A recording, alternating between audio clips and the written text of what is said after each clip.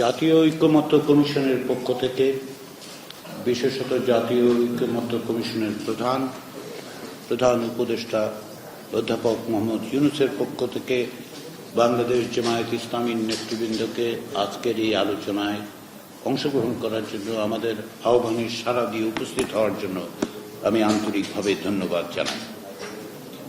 বাংলাদেশ জামায়াত ইসলামীকে নতুন করে পরিচয় করিয়ে দেওয়ার প্রয়োজন নেই।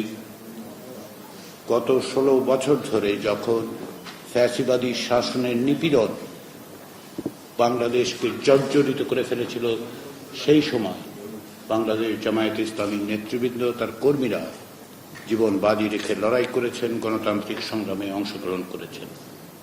বিচারিক এবং বিচারিক প্রক্রিয়ার বাইরে, বিচার বহির্ভূতভাবে আপনাদের কর্মীরা, আপনাদের নেতৃবৃন্দ নিপীড়নের শিকার হয়েছেন, অত্যাচারের শিকার হয়েছেন। তারপরে আপনারা সাহসিকতার সঙ্গে তা মোকাবেলা করেছেন, সেই সংগ্রামে অংশগ্রহণ করেছেন। সেই জন্য আপনাদেরকে অভিনন্দন।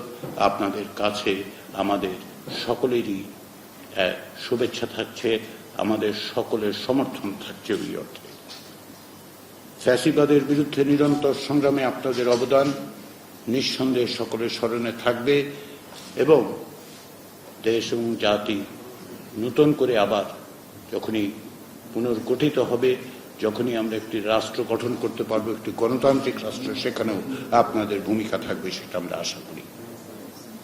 24-এর গণ অভ্যুত্থানের সময় আপনাদের কর্মীরা সাহসিকতার সঙ্গে গণ অভ্যুত্থানে অংশগ্রহণ করেছেন, প্রাণ দিয়েছেন।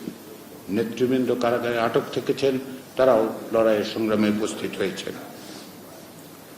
রাষ্ট্র সংস্কারের জন্য অন্তর্বর্তী সরকারের পক্ষ থেকে যে উদ্যোগ নেওয়া হয়েছে, সেই উদ্যোগ সরকারের উদ্যোগ নয়, আসলে এটি বাংলাদেশের মানুষের দীর্ঘদিনের আকাঙ্ক্ষার ফল। তারই অংশ হিসেবে অন্তর্বর্তী সরকারের পক্ষ থেকে উদ্যোগ নেওয়া হয়েছে। রাষ্ট্র সংস্কারের প্রয়োজন এবং তাগিদ রাজনৈতিক দলের কাছ থেকে এসছে, জনসমাজের কাছে থেকে এসছে, ছাত্রদের কাছ থেকে এসেছে, সাধারণ মানুষের কাছ থেকে এসেছে। সেই প্রক্রিয়ায় আপনারা আন্তরিকভাবে অংশগ্রহণ করেছেন বলে আপনাদের আবার আমি ধন্যবাদ জানাই। আমরা আলোচনা শুরু করব আজকে। এই আলোচনা প্রয়োজনে অব্যাহত থাকবে। আমরা অত্যন্ত দ্রুততার সঙ্গে একটি জাতীয় সনদে উপনীত হতে চাই, কিন্তু একই সঙ্গে এটাও স্মরণ করা দরকার যে এক ঐতিহাসিক মুহূর্তে আমরা আছি। আমাদের এই সুযোগ যারা তৈরি করে দিয়েছেন, যে বীর শহীদরা, তাদের কাছে আমাদের একটি ঋণ আছে, যেন এই সুযোগ কোনো অবস্থাতে হাতছাড়া হয়ে না যায়, যেন এই সুযোগকে কেন্দ্র করে আমরা এমন এক বাংলাদেশ তৈরি করতে পারি যেখানে কোনো অবস্থাতেই কাউকে নিপীড়নের মুখে পড়তে না হয়, বিচার বা বিচার বহির্ভূত ব্যবস্থার মধ্যে যেন তাকে মোকাবেলা করতে না হয়। সেই লক্ষ্যকে সামনে রেখেই যেহেতু আমাদের অগ্রসর যাত্রা, সেজন্য আমরা আলোচনা করব। আলোচনার মধ্য দিয়ে আমাদের লক্ষ্য হবে একটি জাতীয় সনদে উপনীত হওয়ার জন্য অগ্রসর হওয়া। ফলে আমাদের দিক থেকে যেমন সময়ের চাপ আছে, তেমনি আমাদের একটি দায়িত্বও আছে, আমাদের প্রত্যেকের ঋণ আছে। আমাদের উপর জাতি, রাজনৈতিক দল হিসেবে আপনাদের উপর, ছাত্র জনতার উপর যে দায়িত্ব অর্পণ করেছে, আমরা আশা করি আমরা সেটা সুষ্ঠুভাবে পালন করতে পারব। সেখানে আমাদের প্রত্যেকের ভূমিকা আছে, গণমাধ্যমের ভূমিকা আছে, রাজনৈতিক দলের ভূমিকা আছে, জনসমাজ বা সিভিল সোসাইটির ভূমিকা আছে।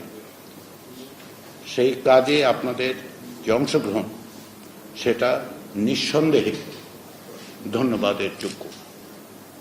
সেই আশা রেখেই আবার বলি যে এই প্রক্রিয়ার মধ্যে আমরা সকলে একত্রে আছি, সকলে মিলেই চেষ্টাটা আমরা করছি। এটা কোনো রাজনৈতিক দলের একক বিষয় নয়, কেবলমাত্র রাজনৈতিক দলেরও বিষয় নয়, সকলের বিষয়। জাতির আকাঙ্ক্ষাকে ধারণ করার জন্য আমাদের চেষ্টা। সেই চেষ্টায় এই সংস্কার কমিশনগুলোর পক্ষ থেকে দেওয়া প্রস্তাব এবং তার সার অংশ, তার মূল দিকগুলি নিয়ে আমরা আলোচনা শুরু করব। প্রয়োজনে আলোচনা অব্যাহত থাকবে, কিন্তু আমাদের লক্ষ্য এক। আমরা সকলে মিলে চেষ্টা করছি। আমাদের সকলের সাফল্য নির্ভর করছে আমাদের সকলের প্রচেষ্টার, আন্তরিক প্রচেষ্টার মধ্যে। সেটার জন্য আপনাদের আবারও ধন্যবাদ এবং স্বাগত জানিয়ে আমি আমার বক্তব্য শেষ করছি।